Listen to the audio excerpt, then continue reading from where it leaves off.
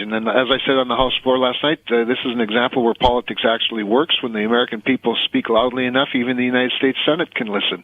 And so it's the Landrieu-Cassidy runoff down in Louisiana for that perhaps 54th Republican senator, and Mary Landrieu, the Democrat, who's also the chairman of the Energy Committee in the Senate, of course, has been very supportive of the Keystone XL pipeline, as have some other pro-energy Democrats.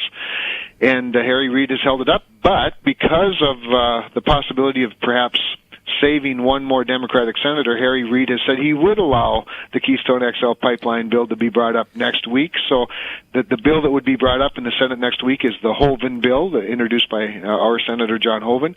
Congressman Bill Cassidy, Mary Landrieu's opponent, Republican opponent, introduced the Hoeven bill in the House, and we debated it yesterday, and we'll debate it a little more today.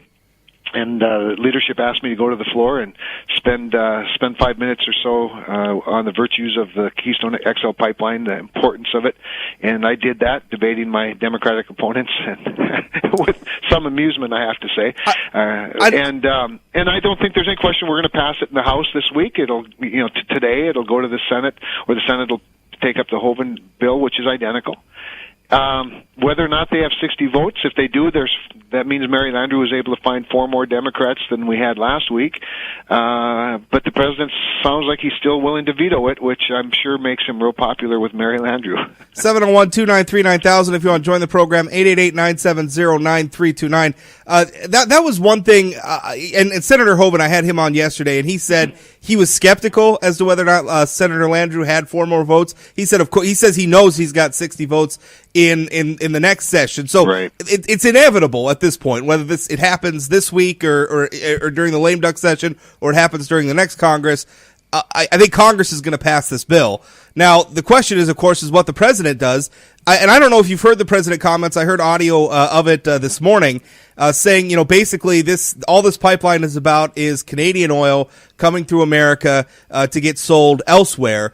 What's your response to that? Because I've always felt the Keystone Pipeline had some benefits for American oil producers as well. Well, there's several problems with that statement. First of all, let's start with the 100,000 barrels of capacity for Bakken crude. That's 10 trains a week that could be hauling food to a hungry world from North Dakota farmers.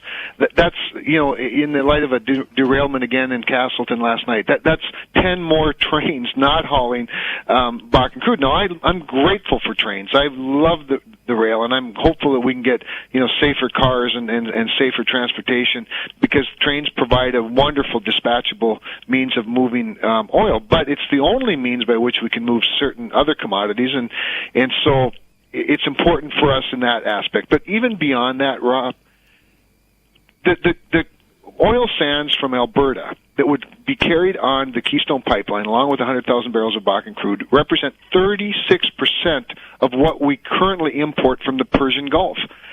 It's about national security, and whether or not some of that refined product in the Gulf Coast is exported, and they claim it's all going to be. That's certainly not true, and it's not even probably likely.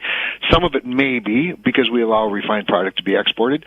But since when did exporting products from the United States become a bad thing? I don't even understand logic like that, because it has no realm in reality, and it completely ignores the global economy that we're in, and it further ignores America's shrinking influence in the world. And like I always like to say, is let's use energy, the peaceful tool of energy, rather than the weapons of war, to influence this world. And so I just think it's flawed in several fronts. The other thing is, and here's one of the more amusing arguments that the left has been making, and we argued yesterday on the floor about. They call these jobs, that 42,000 jobs that are estimated, not by us, but by the president's own State Department, that would be created building the Keystone Pipeline, as not real jobs because they're only temporary. That's like saying building a house isn't a real job because it's only temporary. Eventually you're going to finish the house. Well, the point is, construction jobs are by nature temporary, and that's why you keep constructing new things. And so the idea that somehow this isn't good for the United States is very, very flawed, at least. I wanted to ask you about something. I saw Senator Heitkamp posted on Twitter last night that she was disappointed that Republicans were taking credit for the Keystone Pipeline, that both sides deserve credit. And certainly there are Democrats on both sides. Senator Heitkamp has been outspoken in her support of the Keystone Pipeline. Mary Landrieu has been outspoken in her support. There are Democrats who support this. There are Democrats who were signed on to Senator Hoeven's bill even before this. But I find her being miffed. I mean, this whole thing's cynical, and sometimes sometimes I think it's okay to do the right thing for the wrong reasons, right? Sure. I mean, if we're gonna finally pass the Keystone legislation, then great, let's just do it. Right. But it's very cynical, right? I mean, it's very political that this, and when Senator Heitkamp says that, it's kind of like, well, Senator, hold on now. The leader of your caucus is the reason why the pipeline's not already built. So don't, I guess I saw that tweet and it's just kind of, maybe you should acknowledge the obstructionism in your own party and be willing to criticize your own side. What are your thoughts on that? Well, politics is a funny thing, Rob, but like I did say on the floor last night, there's always this positioning that goes on and jockeying for the front of the parade. But, the reality is that politics works in this case. As cynical as it might seem, Harry Reid woke up last Wednesday and said, nuts. We probably should have done something about some of these energy bills that the House sent over. Maybe I could have saved a couple of my senators. Let's try to save the last one, and we'll call for a vote on the Keystone and try to get 60 votes and pass it. Now, you can say, well, that's insincere, and you can be cynical about it, but the reality is, when an American public speaks loudly enough, sometimes a lot more politicians listen. And so I actually find it to be, I like it when politics works. And that's why I always say to candidates who may not even win an election, they have influence on the outcome of policy by virtue of politics itself. And so, I understand Senator Heitkamp, maybe being a little bit disappointed. But the reality is that history tells us there are two people mainly responsible for the lack of the Keystone Pipeline. One of them is her leader, Harry Reid.